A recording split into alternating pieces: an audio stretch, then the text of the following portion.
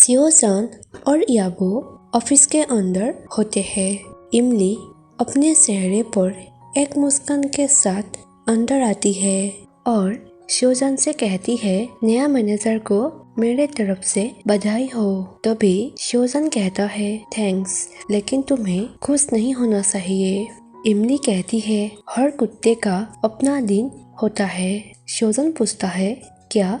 तभी इमली कहती है, तुम बहुत ऊंचाई में उड़ रहे हो। ऊंचाई से तुम्हें गिरते हुए देखना मेरे लिए अच्छा होगा। सियोजान कहता है, लेकिन मेरे पास मुझे पकड़ने के लिए कोई है, तो मुझे गिरने में कोई आपत्ति नहीं होगी। ऐसे कहते हुए वो पीछे हट गया। तभी याबो कहता है, हाँ, मैं तुम्हें पकड़ने में वेट कर रहा हूँ। मेरी बाहें तुम्हें कभी भी लपेटने के लिए तैयार है। याबो ऐसे कहते हुए सियोजान के पीछे खड़ा हो गया और उसके कंधे के चारों ओर अपने हाथ लपेटे और सियोजान के कान के लब पर एक नरम एक किस किया। तभी इमली कहती है, तुम दोनों साथ बहुत खुश देख रहे हो। ऐसे प्यार करना कब बंद करोगे?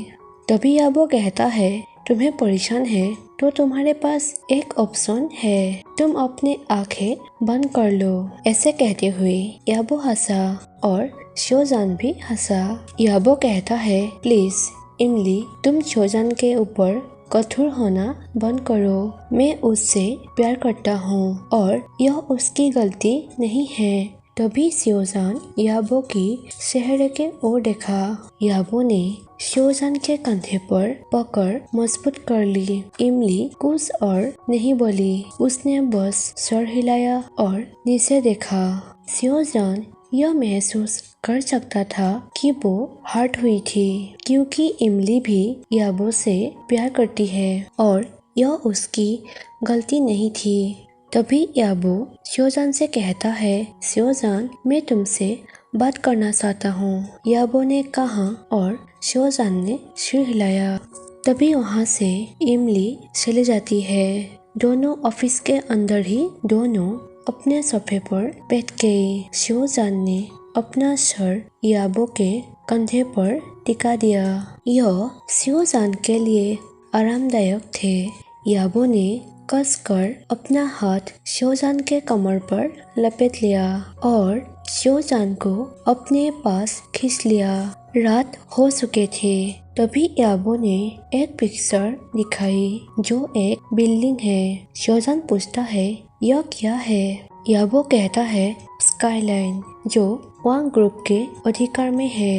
यहीं पर ही मैं रहता हूँ और मैं तुम्हें यहाँ रखना चाहता हूँ ताकि मैं श्योर हो सकूं कि तुम सेफ हो। मैं नहीं चाहता कि तुम मुझसे दूर रहो। सियोजान कहता है, मिस्टर याबो, मैं मिशन पर एजेंट हूँ।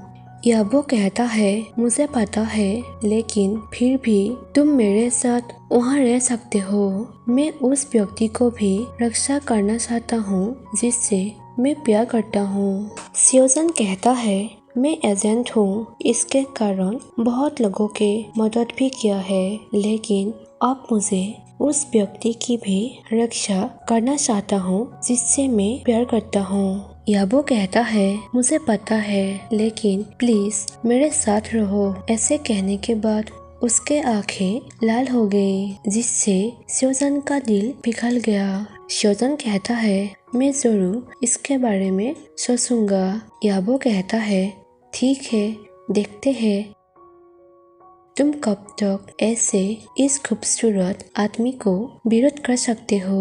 तुम जरूर मेरे बात मानोगे। ऐसे कहते हुए वो मुस्कुराया। उसके बाद सियोजान स्काईलाइन में चला गया। सियोजान का फ्लैट 28 फ्लोर पर था। इसमें सभी प्रकार के मॉडर्न फर्नीचर थे और रूम के सजावट भी बहुत सुंदर थी। सियोजान के कमरे की बालकनी से शहर का खूबसूरत नजारा दिखता था। याबो का पेंट हाउस इमारत की आखिरी मंजिल पर था, यानी 32 फ्लोर पर। सियोजान कमरे के अंदर आराम कर रहा था। तभी किसी ने डोर नॉक की। सियोजान ने डोर खोला और यह वो सुंदर आदमी था जिसकी उम्मीद कर रहा था। याबो दरवाजे की सखत पर झुक गया और अपने हाथों को अपनी छाती से लगा लिया। याबो पूछता है, तुम्हें यह स्काईलाइन पसंद आया? याबो ने शिवजान का हाथ थाम लिया और कहा, चलो चलते हैं। शिवजान पूछता है, कहाँ? याबो कहता है, पहले चलो। ऐसे कहते हुए उसने शिवजान को लिफ्ट में खींच लिया। वो लोग पेंट हाउस पहुँच गया। जब फ्लैट का डोर खुला तो देखा यह एक गेस्ट रूम जैसा लग रहा था। याबो कहता है, तुम चाहो तो यहाँ रह सकते हो। शिवजान कहता है, अगली बार इसके बारे में सोचूंगा। तभी याबो हंसा। याबो कहता है, मैं तुम्हें अपना कमरा दिखाता हूँ, उसने कहा और शिवजान ने सर हिलाया।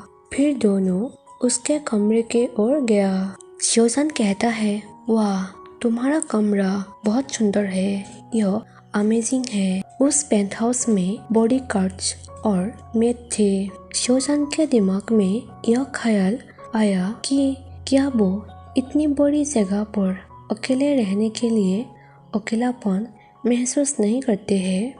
यंग आमतौर पर याबो के साथ रहता है, लेकिन फिर भी मुझे लगता है कि वो अकेला है। तभी याबो को शायद पता चला कि शिवजान क्या सोच रहा है। वो शिवजान के हाथ पर अपनी पकड़ मजबूत की और हल्का सा निचोड़ दिया।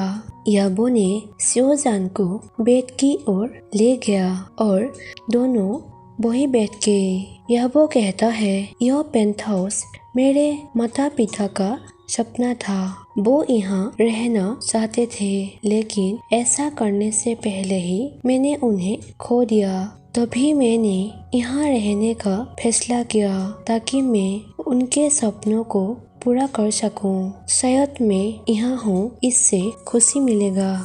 याबो ने अपना सिर नीचे करते हुए यह बात कहा। शिवजान ने अपना सिर उसके कंधे पर टिका दिया और उसका हाथ निचोड़ लिया। शिवजान ने उसके हाथ पर हल्का सा किस किया और कसकर पकड़ लिया और कहा, हाँ, वो बहुत खुश है। अपने बेटे को मुस्कुराते हुए देखकर, एक खुशहाल और शांतिपूर्ण जीवन व्यतीत करते हुए देखकर वो जरूर खुश है, ऐसे कहा और वो मुस्कुराया। तभी याबो कहता है, मेरे चेहरे पर मुस्कान के साथ मुझे खुश रहने और शांतिपूर्ण जीवन के लिए मैं चाहता हूँ कि तुम मेरी आखिरी सांस तक मेरे पास रहो। ऐसे कहते हुए वो उसके होठों पर एक किस किया। शिवजान कहता है, तुम्हें इसके बारे में चिंता करने की जरूरत नहीं है। मैं हमेशा तुम्हारे साथ रहूंगा। अगर तुम चाहते हो तो भी मैं तुमसे दूर नहीं जाऊंगा। तुम्हें इसके बारे में चिंता करने की जरूरत नहीं है। मुझे पूरा यकीन है कि मैं तुम्हारे बिना नहीं रह सकता। तभी शिवजान याबो के गाल चूम लिया। उसका हाथ जल्द ही शिवजान के कमर के चारों ओर घूम गया और दूसरे ने शिवजान के गर्दन को आगे की ओर ढकेल दिया। याबो शिवजान को जोर से किस करने लगा। दोनों ने होठों को अलग किए बिना बिस्तर पर लेट गया। शिवजान ने अपने हाथों को उसके गले में लपेट लिया और उसे अपने पास रख लिया। शिवजान उसकी उतनी ही जरूरत थी जितनी याबो शिवजान के लिए। याबो ने शिवजान को धीरे से और जोश से किस किया। किस गहरा होने वाला था। तभी याबो के बेस्ट फ्रेंड यंग डोर बिना खटखटाए कमरे में आ गया। दोनों जल्द ही बेड पर बैठ गया। यंग कहता है, मुझे लगता है अब से डोर नॉक करके ही अंदर आना होगा। याबो कहता है, यंग, तुम हमेशा गलत समय में ही क्यों आते हो? यंग कहता है, मुझे क्यों पूछ रहे हो? ऐसा ही है तो डोर बंद कर लेना। मेरे परवाह मत करो, जो कर रहे थे उसे जारी रखो। यंग ने डोर बंद कर दी और वहाँ से तुरंत चला गया। शियोजान याबो के ओर देखा। याबो ने शियोजान के चेहरे को सहलाया और उसके होठों पर किस किया। याबो मुस्कुराते हुए कहा, क्या हम वही से शुरू करेंगे जहाँ खत्म हुए थे? तभी शियोजान बिस्तर से उठ खड़ा हुआ। दोनों ही बाहर चले गए। दोनों के डेटिंग शुरू किए 3 महीने हो चुके हैं और कुछ भी गलत नहीं लग रहा था। कोई धमकी कल और कोई खतरनाक स्थिति नहीं थी। सब कुछ ठीक ही चल रहा था। दोनों एक दूसरे के साथ बहुत खुश थे। याबो रोज शियोजान के फ्लैट के डोर के सामने आकर खड़ा होकर उसके लिए इंतजार करता था। याबो शियोजान को हर रोज shopping mall, park, restaurant, cinema hall और सुंदर जगह पर घूमने के लिए उसे ले जाते हैं। शियोजान याबो के पेरेंट्स से भी मिलने के लिए गई, जो याबो के अंकल और आंटी है, लेकिन अपने माता पिता जैसे ही है। दोनों अक्सर एक साथ सोते थे, या तो उनके पेंट हाउस में या शियोजान के फ्लैट पर। याबो का हाथ शियोजान के पिलो था। उनके आलिंगन में सोना शियोजान के जीवन के सबसे अच्छी चीजों में से एक था। शियोजान यही सोचता है कि मैं इस आदमी को कभी जाने नहीं दे सकता, कभी नहीं। मेरी इच्छा है कि मैं उसके पहले मर जाऊं, ताकि मैं उससे एक दिन के लिए भी खोने का दर्द न सह सकूं। ऐसे ही समय बीत गया और डेटिंग शुरू हुए 8 महीने हो चुके थे। सब कुछ शांत और ठीक चल रहा था। शियोजान के एजेंसी ने शियोजान को साउथ कोरिया में ही रखा था और कोई भी इम्पोर्टेंट मिशन भी नहीं था। योबिन, जो शियोजान के लीडर है, उसने सब कुछ खुद किया। उसने कहा कि तुम अपने रिश्ते पर ज्यादा ध्यान दो और याबो की देखभाल करो। उन्होंने कहा कि मिंजे सिक, जो याबो के खिलाफ प्लान बना रहे थे, और शमुएल, जो ब्लैक मार्केट के ओनर, उन दोनों से शायद कोई खतरा नहीं है, इसलिए याबो अभी सुरक्षित है। इस खुशी के दिनों में शियोजान को एक अनजान नंबर से परेशान करने वाला कॉल आया। हेलो, क्या यह विशेष एजेंट मिस्टर शियोजान है? एक व्यक्ति ने कहा। शियोजान कहता है, हाँ, लेकिन आप कौन हैं? वो व्यक्ति कहता है, याबो को बचाओ, नहीं तो वो जल्द ही मर जाएगा। पीटर उसे मार डालेगा। शियोजान यह बात सुनकर वहाँ ही नर्वस हो गया। उसका दिल की धड़कन अचानक तेज हो गई। शियोजान पूछता है, तुम किस बारे में बात कर रहे हो? पीटर कौन है और तुम कौन हो? लेकिन वो व्यक्ति कहता है, वो मुझे भी मार डालेंगे। प्लीज मेरी मदद करो। उसे पता चल गया कि मैंने आपको जानकारी दे दिया है। मिस्टर याबो ने मुझे एक बार बचाया था, इसीलिए मैं उसे मरने नहीं दे सकता। ऐसे कहते कहते उस आदमी के आवाज बंद हो गई। शियोजान कहता रहा, हेलो, क्या आप मुझे सुन सकते हैं? हेलो, बात क्या है? लेकिन कोई भी जवाब नहीं आया। शियोजान ने वापस फोन करने की कोशिश की, लेकिन किसी ने भी जवाब नहीं दिया। तभी शियोजान के फोन की घंटी बजी। शियोजान सोच में डूबा हुआ था। उसने बिना देखे फोन कॉल को उठाया और कहा, हेलो, कौन है? जो यांग ने कॉल किया था।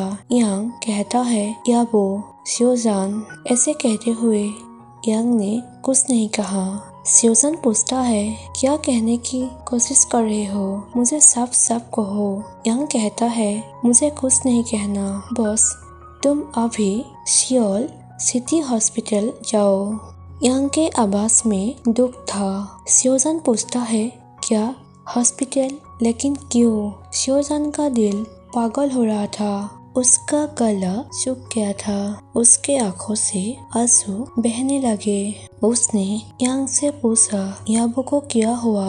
यांग कहता है, मुझे भी नहीं पता, लेकिन कहा गया है कि उसके साथ बहुत बड़ा एक्सीडेंट हुआ है। उसका हालत ठीक नहीं है।